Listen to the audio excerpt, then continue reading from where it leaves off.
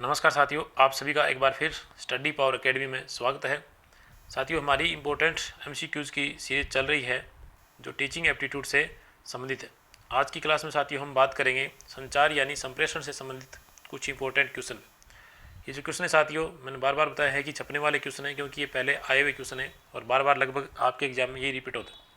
तो पहला क्वेश्चन आपकी स्क्रीन पर साथियों, संचार को प्रशासकीय संगठन की रकत धारा किसने कहा है? यानी संचार या संप्रेषण को प्रशासकीय संगठन की रकत धारा किसने कहा है? तो साथियों इसका सही आंसर है मिलेट, यानी ए आपका जो है सही है। किसने कहा है? मिलेट ने कहा है। नेक्स्ट क्वेश्चन की तरफ बढ़ते हैं साथियों। नेक्स्ट क्वेश्चन है आपका, लिखित संप्रेषण के संबंध में कौन सा कथन सही नहीं है? साथियों, संप्रेषण को भाषा के आधार पर दो प्रकार में डिवाइड करते हैं। एक होता है शाब्दिक और एक होता है अशाब्दिक। और शाब्दिक जो होता है उसमें दो प्रकार होते हैं, लिखित और मौखिक। क्या होते हैं? लिखित और मौखिक, यानी जिसमें भाषा का उपयोग किया जाता है उसमें एक है लिखित, एक है मौखिक। और अपने को पूछ रहा है कि लिखित संप्रेषण के संबंध में कौन सा कथन सही नहीं है, यानी राइट कौन सा नहीं। लिखित संप्रेषण से संदेश में स्पष्टता रहती है, ये ठीक है साथियों। इसका साक्ष्य के रूप में उपयोग नहीं कर सकते, ये भी कुछ हद तक ठीक है साथियों। लिखित संप्रेषण में दोनों पक्षों की उपस्थिति अनिवार्य नहीं है, दोनों पक्षों की उपस्थिति अनिवार्य नहीं है, सही है साथियों। क्योंकि लिखित संप्रेषण आप कर रहे हो तो इसमें जरूरी नहीं है कि आमने सामने बैठे हो, क्योंकि लेटर अगर किसी को भेजते हो तो किसी को भी भेज सकते हो, सामने बैठना जरूरी थोड़ी है। लिखित संप्रेषण विस्तृत एवं जटिल सूचनाओं के लिए उपयुक्त है। लिखित संप्रेषण विस्तृत एवं जटिल सूचनाओं के लिए उपयुक्त है, नहीं है साथियों। इसका आंसर सही क्या होगा? द होगा, क्योंकि विस्तृत और जटिल सूचना जो है हम लिख के नहीं समझा सकते, वो तो मौखिक के द्वारा ही समझा सकते हैं। तो सही आंसर आपका होगा द। नेक्स्ट क्वेश्चन की तरफ बढ़ते हैं साथियों। नेक्स्ट आपका जो क्वेश्चन है वह संप्रेषण समान विषयों पर मस्तिष्कों का मेल है। काफ़ी अच्छा क्वेश्चन है। संप्रेषण समान विषयों पर मस्तिष्कों का मेल है, ये बात किसने कहा? ये कथन किसका है? तो साथियों ये कथन आपका जो है ये है ओडवे टिड। कौन है साथियों? ये है ओडवे टिड। काफ़ी इंपॉर्टेंट क्वेश्चन है साथियों। ऐसे क्वेश्चन जो है कई बार सीधे फैक्ट के द्वारा सीधे पूछ ली जाते हैं। नेक्स्ट क्वेश्चन आपके स्क्रीन पे है साथियों, काफ़ी अच्छा क्वेश्चन है। संप्रेषण प्रक्रिया का सही क्रम कौन सा है? बहुत बार पूछा गया साथियों। संप्रेषण प्रक्रिया जो होती है उसमें मैंने बताया था आपको, आप वीडियो वाली क्लास कलाम क्लासेज यूट्यूब चैनल पर है वो देख सकते हो। उसमें मैंने आपको बता रखा है कि संप्रेषण प्रक्रिया का सही क्रम कौन सा है। तो उसमें हम सबसे पहले क्या करते हैं साथियों? प्रेषक होना चाहिए हमारे पास। क्या होना चाहिए? प्रेषक होना चाहिए। फिर हमारे पास क्या होनी चाहिए? सूचना, फिर माध्यम, फिर स्वाद प्राप्तकर्ता, और फिर क्या होनी चाहिए? प्रतिक्रिया। यानी प्रतिक्रिया, फीडबैक होना उसमें सबसे ज़्यादा जरूरी है। उसी को हम उचित संप्रेषण या अच्छा संप्रेषण मानते हैं। तो इसका सही आंसर साथियों बी होगा। संप्रेषण, सूचना, माध्यम, संवाद प्राप्तकर्ता, और फिर क्या होनी चाहिए? प्रतिक्रिया होनी चाहिए। काफ़ी अच्छा क्वेश्चन है साथियों। प्रतिक्रिया का पूरा क्वेश्चन इसमें आ रहा है, यानी प्रक्रिया जो होती है संप्रेषण की वो पूरी की पूरी इसमें सम्मिलित है। नेक्स्ट क्वेश्चन की तरफ बढ़ते हैं। नेक्स्ट क्वेश्चन जो है थोड़ा सा बड़ा है साथियों, तो इसे थोड़ा सा देखेंगे, अपने जूम करते हैं। चलो, निम्नलिखित में से कौन सा संचार की विशिष्ट विशेषताएं हैं? यानी संचार की विशेषताओं की बात कर रहा है। हमने एक ही क्वेश्चन में सारी चीज़ें लेकर आए साथियों कि निम्न में से कौन सा संचार की विशिष्ट विशेषताएं हैं। तो पहली विशेषता क्या है? संचार में विचारों, तथ्यों और विचारों का आदान प्रदान होता है। तो ये सही बात है साथियों, विशेषता सही है। संचार में सूचना और समझ दोनों शामिल है, सही है। संचार एक सतत प्रक्रिया है, हाँ संचार एक कैसी सतत प्रक्रिया है? यानी संचार जो है कला और विज्ञान दोनों है। सतत है यानी विज्ञान है, और एक अभिव्यक्ति करने का तरीका है, इसलिए ये क्या है? कला है। तो दोनों है। संचार एक परिपत्र प्रक्रिया है। संचार क्या है? परिपत्र प्रक्रिया। तो ये साथियों परिपत्र प्रक्रिया भी है, ये भी सही बात है। तो इसका जो है आंसर साथियों जो है अपने नीचे देखते हैं क्या होगा। तो इसमें जो दे रखा है आपका सी आंसर, क्या दे रखा है? सी, क्योंकि इसमें सारी चीज़ें एक साथ है। तो इसका आंसर क्या होगा साथियों? सी आंसर सही होगा। यानी ये सारी की सारी जो है साथियों यहाँ पे दे रखी है, ये सारी की सारी किसकी विशेषताएं? संप्रेषण की विशेषताएं। संचार में या संप्रेषण में विचारों का आदान प्रदान होता है। संचार में सूचना और समझ दोनों होती है। संचार सतत प्रक्रिया है, संचार एक परिपत्र प्रक्रिया है। ये सारी विशेषता क्या है? सही है साथी। नेक्स्ट क्वेश्चन की तरफ अपने बढ़ते हैं।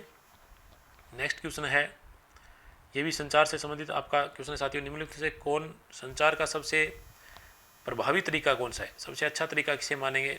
ये है भी non verbal communication, verbal communication, silence, written communication.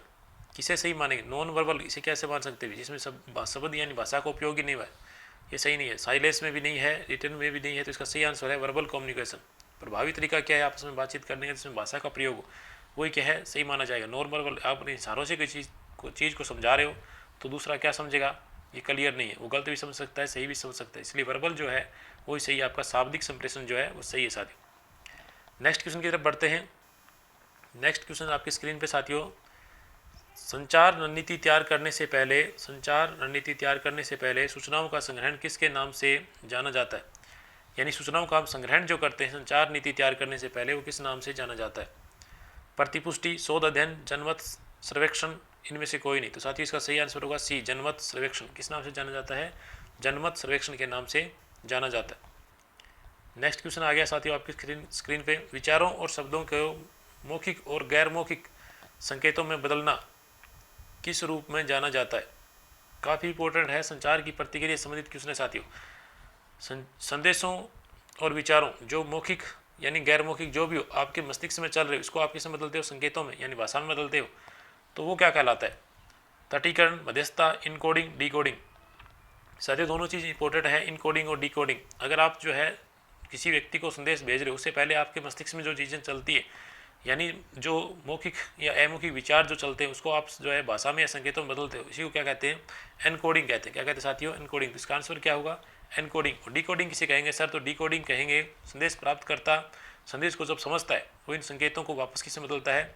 अपने विचारों में या अपनी भाषा में बदलता है, उसी को क्या कहते हैं? डिकोडिंग। तो दोनों चीज़ इंपॉर्टेंट है, एनकोडिंग और डिकोडिंग। एनकोडिंग संदेश भेजने वाले से संबंधित है और डिकोडिंग संदेश प्राप्त करने वाले से संबंधित है। नेक्स्ट क्वेश्चन की तरफ बढ़ते साथियों। नेक्स्ट क्वेश्चन है, संचार में संदेशों के स्वागत में एक बड़ी बाधा कौन सी है? संचार में संदेशों के स्वागत में एक बाधा कौन सी है? यानी अगर आप किसी को संचार या संदेश भेज रहे हो तो संदेशों के स्वागत में बाधा क्या हो सकती है?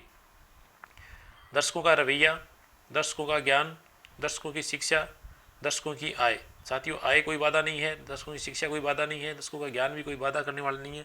चीज़ ये है कि दर्शकों का रवैया कैसा है, यानी दर्शक जो है चीज़ को किस तरह से समझ रहे हैं या नहीं समझ रहे। तो सही आंसर आपका ए होगा साथियों। नेक्स्ट क्वेश्चन की तरफ बढ़ते हैं। नेक्स्ट क्वेश्चन है, संचार की वह विधि जिसमें एक ही स्रोत को बड़ी संख्या में रिसीवर को एक साथ सूचना प्रेषित करना शामिल है, क्या कहा जाता है? संचार की वह विधि जिसमें एक ही स्रोत को बड़ी संख्या में रिसीवर को एक साथ सूचना प्रेषित करना शामिल है, क्या कहा जाता है? काफ़ी अच्छे वाला क्वेश्चन है साथियों। समूह संचार, जन संचार, पारस्परिक संचार या इनमें से कोई नहीं। साथियों अगर बहुत से लोगों को हम एक साथ संचार दे रहे हैं ना, उसको क्या बोलते हैं? जन संचार। क्या बोलते हैं? जन संचार बोलते हैं। जैसे मोदी जी कहती है ना मन की बात, वही प्रकार का क्या है? जन संचार। या दूरदर्शन पे या रेडियो पे कोई इसी तरह का संचार होता है तो उसको बोलते हैं जन संचार।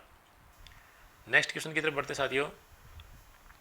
नेक्स्ट क्वेश्चन आपका जो है ये संचार के प्रकार से संबंधित है। संचार के प्रकार से संबंधित है, ग्रेप वाइन का दूसरा नाम क्या है? ग्रेप वाइन का दूसरा नाम, यानी संचार जो दो प्रकार का होता है साथियों, एक होता है औपचारिक और एक होता है अनौपचारिक। एक तो होता है औपचारिक जिसमें चीज़ें लगभग निर्धारित होती हैं और एक होता है अनौपचारिक जिसमें चीज़ें निर्धारित नहीं होती है, ऐसे किसी तरह की कोई बात हो सकती है। इसे जो है ग्रेप वाइन कहते हैं। अंगूरी लता क्या कहते हैं? इसे अंगूरी लता या ग्रेप वाइन कहते हैं। अंगूरी लता, अंगूरी लता या ग्रेप वाइन किसे कहते हैं? तो अनौपचारिक को कहते हैं साथियों। किसे कहते हैं? अनौपचारिक जो संप्रेषण होता है इसी को जो है अंगूरी लता या ग्रेप वाइन कहते हैं। इससे जो है आपका अफवाह ज़्यादा फैलती है। इससे क्या होती है? अफवाह ज़्यादा फैलती। नेक्स्ट क्वेश्चन की तरफ बढ़ते साथियों। नेक्स्ट क्वेश्चन जो है फिर आपका संदेश के प्रकार से है। जो तीन प्रकार होते हैं ना, जो तीन प्रकार जो होते हैं, समतल, अधोगामी, ऊर्ध्वगामी, उससे संबंधित है। तो ये क्या पूछ रहा है? वरिष्ठ से अधीनस्थ अधिकारी को सूचना का प्रवाह होता है, यानी ऊपर से नीचे का सूचना का प्रवाह किससे हो रहा है? वरिष्ठ से अधीनस्थ, यानी ऊपर से कहाँ हो रहा है? नीचे की स्तर की तरफ हो रहा है। जिसे क्या बोलेंगे? Upward, crossword, downward, horizontal. Upward में क्या होता है साथियों? ऊपर की तरफ होता है, ऊपर की तरफ होता है। जिससे अधीनस्थ कर्मचारी जो है वरिष्ठ को सूचना देता है या कोई आग्रह करता है तो वो होगा। क्रॉसवर्ड जो आपस में लोग करते हैं वो है। डाउनवर्ड यानी इसका सही आंसर क्या होगा? डाउनवर्ड यानी टॉप डाउन। ये सही आ रहा है, टॉप डाउन यानी ऊपर से क्या आ रहा है? नीचे की तरफ संदेश आ रहा है, तो ये टॉप डाउन। हॉरिजॉन्टल इसे क्या बोलते हैं? समतल, यानी आपस में एक जैसे अधिकारी जो आपस में संदेश भेजते हैं। तो ये काफ़ी अच्छा क्वेश्चन है साथियों। तीनों चीज़ें इसमें साथ में आई है। अपवर्ड यानी नीचे से ऊपर की तरफ संदेश आता है, डाउन ऑफ वरिष्ठ से निम्न अधिकारी को या अधीनस्थ अधिकारी को आ रहा है, हॉरिजॉन्टल जो है समान स्तर के अधिकारियों को अगर कोई संदेश जा रहा है। तो इसका सही आंसर आपका सी होगा। नेक्स्ट क्वेश्चन है साथियों, सूचनाओं का आदान प्रदान पूर्व निर्धारित चैनलों के माध्यम से किया जाता है। सूचनाओं का आदान प्रदान पूर्व निर्धारित चैनलों के माध्यम से किया जाता है। ये भी आपका उसी प्रकार से संप्रेषण के प्रकार से संबंधित है। अनौपचारिक, औपचारिक, क्लस्टर और गप सप श्रृंखला संचार। तो ऐसा कुछ नहीं होता है गप सप वाला, ऐसा क्या होगा। तो इसका सही आंसर जो है साथियों वो है औपचारिक संप्रेषण में क्या होता है, सूचना का आदान प्रदान पूर्व निर्धारित चैनलों के माध्यम से। यानी अगर आप किसी को लेटर भेज रहे हो, किसी को संदेश भेज रहे हो जो एक फिक्स है, जिसमें लिखते हो ना आप सेवा में श्रीमान प्रधानाचार्य महोदय, तो यानी उसमें फिक्स रहेगी चीज़ें। उसी तरह से आप किसी को भेज रहे हो, पत्र भेज रहे हो, तो जो है सादर प्रणाम है, अन्य जो रिक्तियाँ हैं वो हम पूरी करते हैं। तो ये क्या होता है, पूर्व निर्धारित चैनलों के माध्यम से होता है, इसको बोलते हैं औपचारिक संप्रेषण। नेक्स्ट क्वेश्चन आपकी स्क्रीन पे साथियों, निम्न में से कौन प्रभावी संचार का सार है। किसे हम जो है प्रभावी संचार मानेंगे, किसे जो है हम प्रभावी संप्रेषण मानेंगे। ये काफ़ी अच्छा क्वेश्चन है साथियों। संदेश जिसे प्राप्त हो रहा है उसको, प्रतिक्रिया को, एनकोडिंग को, डिकोडिंग। साथियों प्रभावी संचार उसी को माना जाता है जिसमें फीडबैक प्राप्त हो रहा हो, सामने वाले का कोई प्रति उत्तर अपने को मिल रहा हो, सामने वाले की प्रतिक्रिया में मिल रही हो। तो सही आंसर क्या होगा, बी होगा। प्रभावी संप्रेषण में क्या होना चाहिए, फीडबैक होना चाहिए, उसे हम क्या मानते हैं, प्रभावी संप्रेषण मानते हैं। नेक्स्ट क्वेश्चन है साथियों, संचार व उसके प्रभावों के लिए इशारों एवं शरीर की मुद्राओं के अध्ययन को किस नाम से जाना जाता है। ये भी काफ़ी अच्छा क्वेश्चन है साथियों। इसमें जो है आपको पूछ रहा है कि किस नाम से जाना जाता है जो हम जो है संचार के अंतर्गत इशारों और शरीर की मुद्राओं के अध्ययन को हम जो है किस नाम से जानते हैं। जिसका सही आंसर ए हो साथियों, काइनेसिक्स। किस नाम से जानते हैं, काइनेसिक्स के नाम से जानते हैं। साथियों ये थे हमारे संप्रेषण से संबंधित इंपॉर्टेंट क्वेश्चन, इन्हीं में से क्वेश्चन छपेगा साथियों। तो आई होप यू सभी के संप्रेषण का टॉपिक क्लियर हुआ होगा।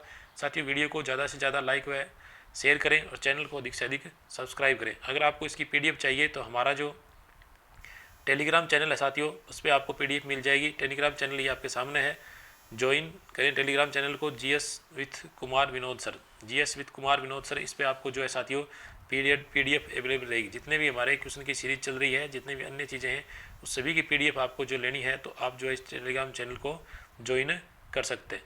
Thank you for watching.